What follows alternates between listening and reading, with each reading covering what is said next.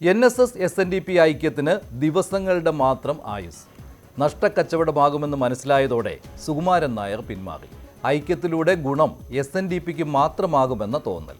തുഷാർ വെള്ളാപ്പള്ളിയെ ചർച്ചയ്ക്ക് അയച്ചത് ഒരു കാരണമായി NSS കണ്ടെത്തി. UDFന് ആശ്വാസം.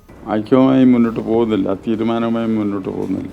അദ്ദേഹം നിഷ്കളങ്കനായ സുകുമാരൻ നായർ ആ സംഘടനയുടെ സെക്രട്ടറി എന്ന നിലയിൽ അവിടെ എടുക്കുന്ന തീരുമാനം അദ്ദേഹം അത് ഇപ്പോൾ അറിയിച്ചു.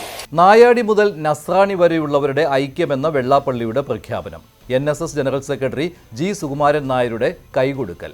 തുഷാറിനെ പെരുന്നയിലേക്ക് ചർച്ചയ്ക്ക് അയക്കാനുള്ള പൊടുന്നനെയുള്ള തീരുമാനം. മകനെ പോലെ സ്വീകരിക്കുമെന്ന സുകുമാരൻ നായരുടെ പ്രഖ്യാപനം. ഐക്യത്തിന് SNDP യോഗം കൗൺസിലിന്റെ അംഗീകാരം. കേരള സമൂഹത്തിൽ സജീവ ചർച്ചയായി നിറഞ്ഞു നിന്ന നായർ ഈഴവ ഐക്യത്തിന് പക്ഷേ ചെറിയ ആയുസ് മാത്രം. NSS-SNDP ഐക്യം ജനുവരി 18 വെള്ളാപ്പള്ളി നടേശൻ മുന്നോട്ട് വെച്ചു. 26 പിരിഞ്ഞു. 9-ാം നാൾ പിരിയാൻ മുൻകൈ എടുത്തത് G. സുകുമാരൻ നായർ. ആ ഐക്യ ചർച്ചയ്ക്ക് BDJS ചെയർമാൻ തുഷാർ വെള്ളാപ്പള്ളിയെ SNDP അയച്ചത് ഐക്യത്തിലേക്കുള്ള വഴിയിലെ തടസ്സമായി. NSS ഉയർത്തിക്കാട്ടിയത് ഇതാണ്. യഥാർത്ഥ കാരണം ഇത് മാത്രമല്ലെങ്കിലും എന്തിനാണ് രാഷ്ട്രീയക്കാരനായ തുഷാറിനെ ചർച്ചയ്ക്ക് വിട്ടതെന്നാണ് സുകുമാരൻ നായരുടെ ചോദ്യം. VD സതീശനോടും ലീഗിനോടുമുള്ള എതിർപ്പിൽ വിരിയാൻ തുടങ്ങിയ ഐക്യം അങ്ങനെ ജലരേഖയായി. ഈ കാര്യത്തിന് അവർ അച്ഛനോ മകനോ വന്നിട്ടില്ല. മകനെ വിടാമെന്നൊടുവിൽ പറഞ്ഞപ്പോഴാണ് ഞാൻ പറഞ്ഞത്, മകനോട് ഞാൻ പറഞ്ഞു വരണ്ട. ഒരു വിഷമവുമില്ല, പ്രതിഷേധവുമില്ല.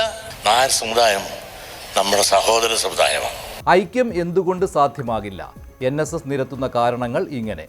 പലതവണ NSS-SNDP ഐക്യം വിജയിക്കാത്ത സാഹചര്യത്തിൽ വീണ്ടും ഒരു ഐക്യശ്രമം പരാജയമാകുമെന്ന കാര്യം നിലവിലെ രാഷ്ട്രീയ സാഹചര്യങ്ങൾ തന്നെ വ്യക്തമാക്കുന്നു.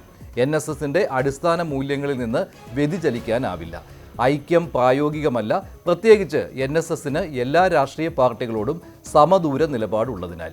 മുൻപ് സംവരണ വിഷയത്തിലാണ് തെറ്റിയതെങ്കിൽ ഇത്തവണ നഷ്ടം NSSനാണെന്ന തിരിച്ചറിവിലാണ് G. സുകുമാരൻ നായരുടെ പിന്മാറ്റം. വെള്ളാപ്പള്ളിക്ക് പത്മഭൂഷൺ കിട്ടിയതോടെ തുഷാറിന്റെ വരവിലെ സംശയം ഇരട്ടിച്ചു. NSSനെ BJPയുടെ തൊഴുത്തിൽ കെട്ടാനുള്ള നീക്കമായി കണ്ടു. ഒരേ സമയം CPMനെയും BJPയെയും പിണക്കാതെ കൊണ്ടുപോകുന്ന വെള്ളാപ്പള്ളിയുടെ തന്ത്രത്തിൽ വീഴാതിരിക്കാൻ 9-ാം ദിവസത്തെ വേർപിരിയൽ. സമുദായ സംഘടനകൾ അജണ്ട സെറ്റർമാരാകുന്ന സമ്മർദ്ദ രാഷ്ട്രീയത്തിനേറ്റ തിരിച്ചടി കൂടിയാണ് ഐക്യ നീക്കം പൊളിഞ്ഞതിലൂടെ വെളിവാകുന്നത്. രണ്ട് മുന്നണികളും BJPയും പിന്നിൽ നിന്നുള്ള ഇടപെടൽ സജീവമാക്കിയ ഒരാഴ്ച.